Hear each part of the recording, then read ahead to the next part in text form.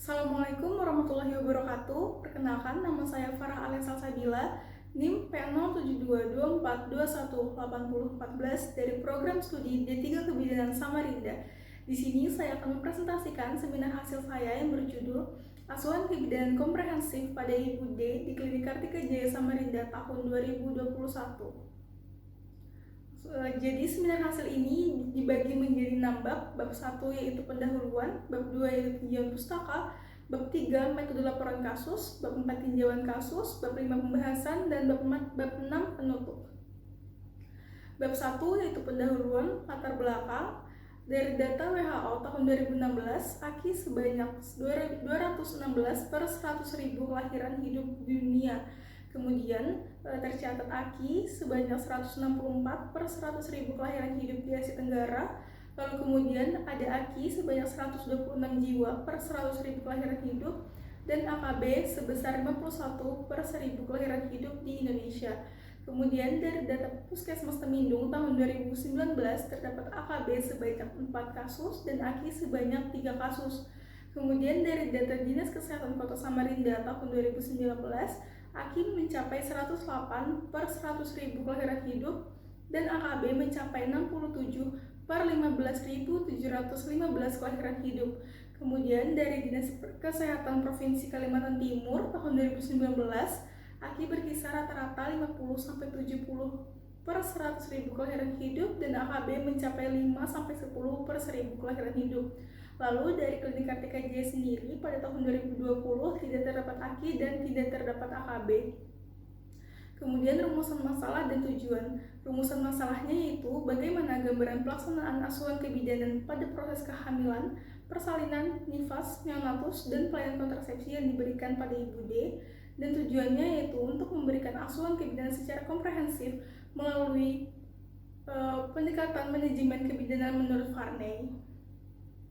Lalu untuk manfaatnya terbagi menjadi dua, yaitu manfaat yang pertama untuk menambah pengetahuan, pengalaman, dan wawasan serta dalam menambah penerapan asuhan kebidanan secara komprehensif dan dapat dijadikan sebagai bahan perbandingan untuk laporan studi kasus dan memberikan asuhan kebidanan selanjutnya.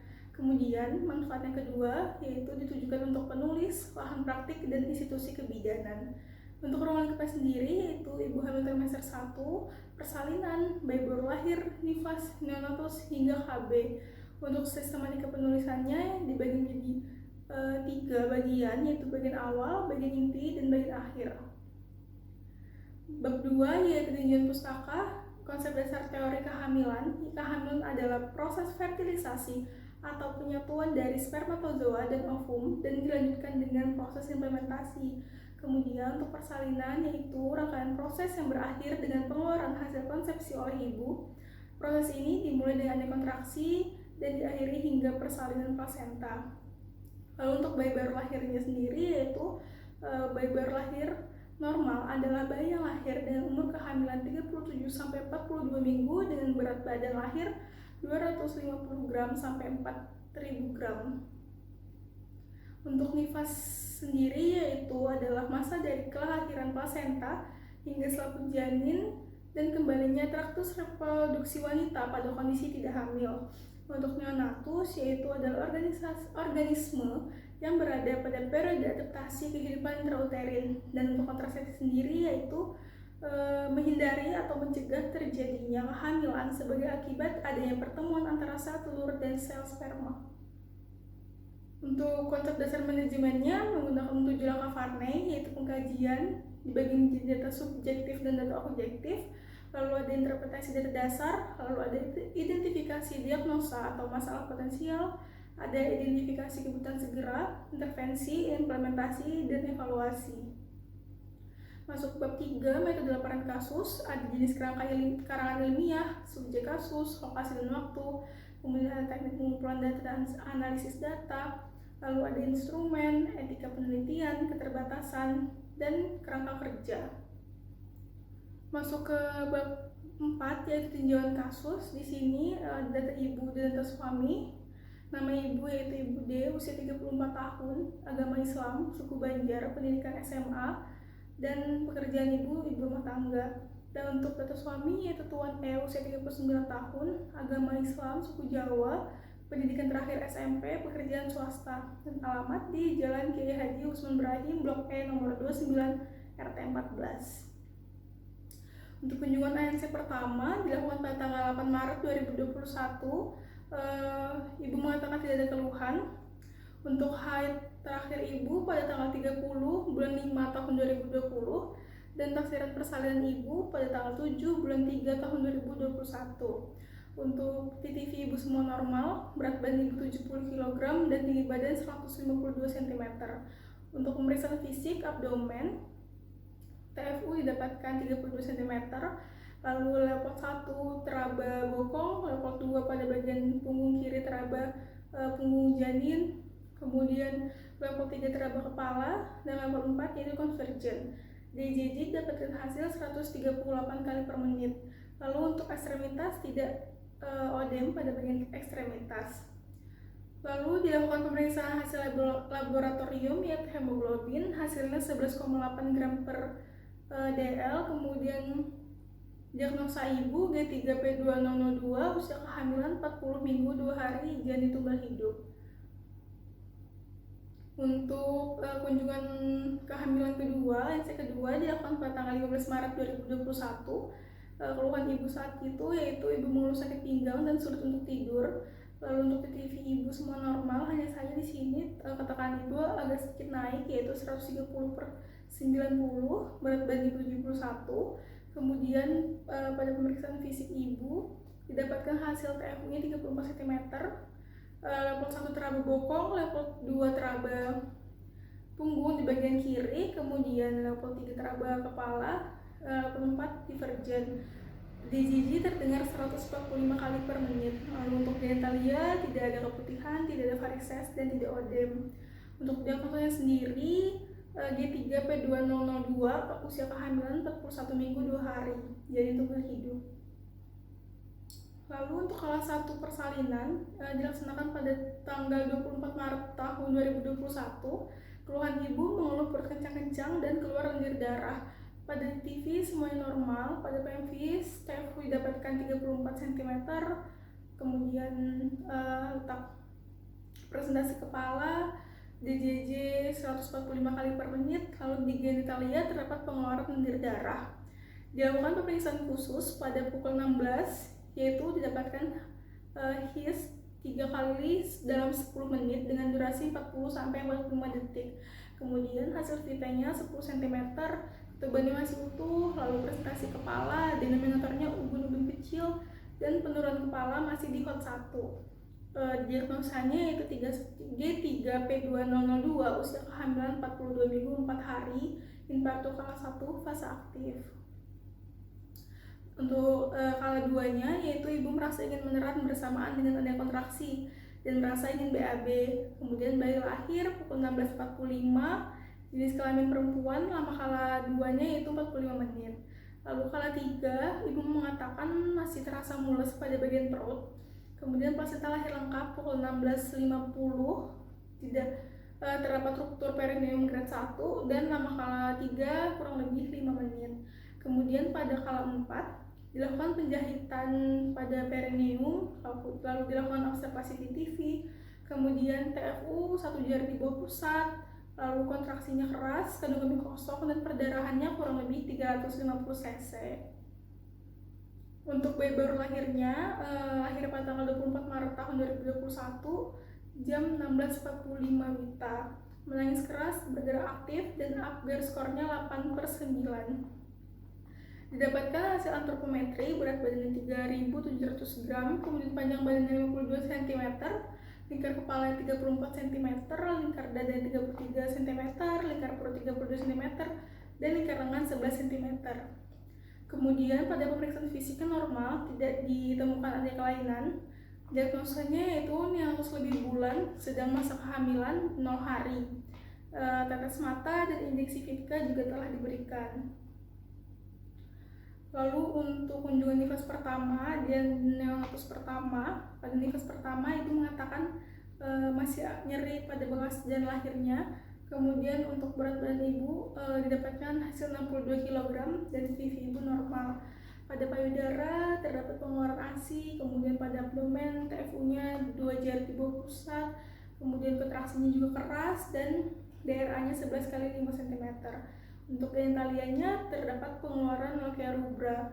Diagnosanya itu P3003 postpartum postpartum 16 jam. Untuk neonatus, TV normal, berat badan juga 3,7 kg, panjang badan 52 cm. Pada pemeriksaan fisiknya itu baik cyanosis, tidak terdapat perdarahan tali pusat, dan labia mayora telah menutupi labia minora. Diagnosanya itu neonatus 1 bulan, sedang masa kehamilan, usia 16 jam. Pada kunjungan di fase kedua dan neonatus kedua dilakukan pada tanggal 31 Maret tahun 2021. Di sini ibu mengeluhkan kaki bagian bawahnya bengkak, kemudian TTV ibu semua normal. Pada pemeriksaan fisik terdapat pengeluaran ASI di payudara ibu, kemudian di abdomennya TFU-nya teraba di pertengahan antara pusat dan sifisis pubis. Kemudian pada genitalianya terdapat lochia sanguinolenta, dan pada bagian ekstremitas bawah terdapat ödem. Diagnosanya itu P3003 postpartum hari ke-7. Untuk neonatus, ibu mengatakan bayi dalam keadaan sehat dan TTV semua normal. Di sini berat badan bayi turun menjadi 3.400 gram dengan panjang badan 52 cm. Untuk pemeriksaan fisik tidak ada retraksi dinding dada, tali pusat juga telah lepas, tidak terdapat perdarahan, dan tidak ada tanda infeksi. Lalu untuk diagnosanya neonatus lebih bulan, sedang masa kehamilan, usia 7 hari. Untuk kunjungan di fase ketiga dan neonatus ketiga dilakukan pada tanggal 18 April tahun 2021. Di sini ibu tidak mengatakan ada keluhan. Kemudian TTV hasil TTV normal. Pada pemeriksaan fisik terdapat pengeluaran ASI dan tidak ada benjolan pada payudara. Kemudian TFU sudah tidak teraba. Genitalia terdapat lochia alba dan tidak ada tanda reda pada bekas jahitan. Kemudian untuk diagnosanya P3003 postpartum hari ke-25.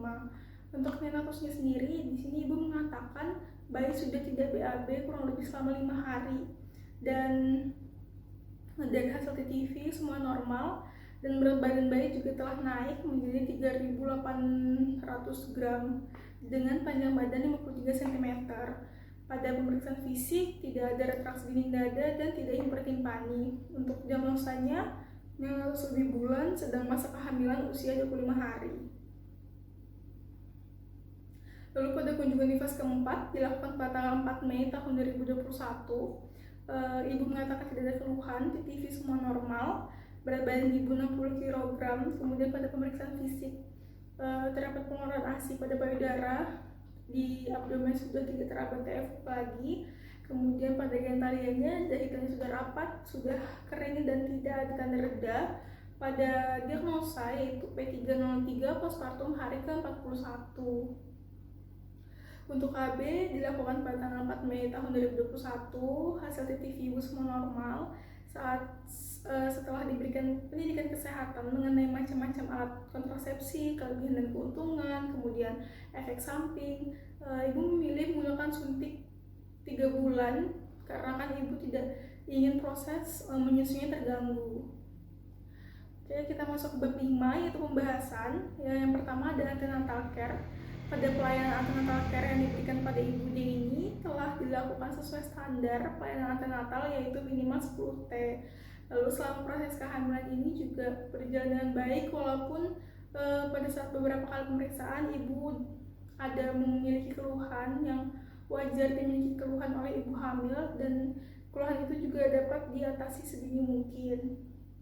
Lalu untuk internal care, ibu memiliki tantangan persalinan sesuai dengan teori, yaitu ada yang his dan kontraksi yang kuat, kemudian adanya lendir bercampur darah, kemudian juga dilakukan pemeriksaan dalam dan terdapat pembukaan. Nah, pada kelas 1, 2, 3, dan 4-nya normal. Hanya saja di sini ibu bersalin pada usia kehamilan 42 minggu 4 hari, di mana hal tersebut merupakan ibu usia kehamilannya sudah postmatur. Kemudian bayi baru lahir lahirnya pukul 16.45 WITA, usia kehamilan 42 minggu 4 hari. Jadi terjadi kesenjangan antara teori dan praktek karena bayi normal, bayi baru lahir normal itu yaitu dengan usia 37 sampai 42 minggu dengan berat lahir 2.500 sampai 4.000 gram dan panjang badan 48 sampai 52 cm. Kemudian untuk postnatal pada masa nifas ini ibu mendapatkan 4 kali kunjungan, yaitu pada 16 jam postpartum, 7 hari postpartum, 25 hari postpartum, dan 41 hari postpartum. Hal ini juga sesuai dengan teori menurut Kemenkes RI tahun 2020. Kemudian untuk neonatus dilakukan 3 kali kunjungan, yaitu dilakukan pada saat bayi berumur 16 jam, berumur 7 hari, dan berumur 25 hari. Hal ini juga sesuai dengan teori yang menyatakan neonatus mendapatkan 3 kali kunjungan menurut buku KIA tahun 2020. Nah, pada kunjungan kedua ini didapatkan berat badan bayi turun dari 3.700 gram menjadi 3.400 gram. Namun ini tidak terjadi kesenjangan antara teori dan praktek karena menurut teori perubahan berat badan selama masa neonatus ini terjadi akibat perpindahan cairan dari intraseluler menuju ekstraseluler. Lalu juga pada kunjungan ketiga yaitu usia 25 hari, berat badan bayi juga kembali meningkat menjadi 3.800 gram. Ibu mengatakan ibu sering menyusui bayi setiap 2 jam. Hal ini juga sesuai dengan teori yang menyatakan bahwa ibu harus sesering mungkin memberikan ASI setiap 2-3 jam sekali. Lalu untuk kontrasepsi dilakukan konseling berbagai macam alat dan metode kontrasepsi. Lalu Ibu D memutuskan untuk menggunakan kontrasepsi suntik 3 bulan yang hanya mengandung hormon progesteron dikarenakan Ibu tidak ingin proses menyusuinya terganggu. Oke, 6 yaitu penutup. Jadi setelah melakukan asuhan kebidanan secara komprehensif melalui studi kasus continuity of care pada Ibu D yang dimulai dari masa kehamilan, persalinan, bayi baru lahir, nifas, neonatus, dan kontrasepsi. Jadi pemberian asuhan ini diberikan sesuai dengan teori dengan melakukan pendekatan manajemen kebidanan 7 langkah Varney. Lalu asuhan kebidanan secara komprehensif ini juga sebagai deteksi dini untuk mengurangi faktor-faktor resiko yang dapat terjadi saat masa kehamilan hingga masa kontrasepsi. Sekian dan terima kasih yang bisa saya sampaikan. Mohon maaf jika ada salah-salah kata, kurang lebihnya mohon maaf. Wassalamualaikum warahmatullahi wabarakatuh.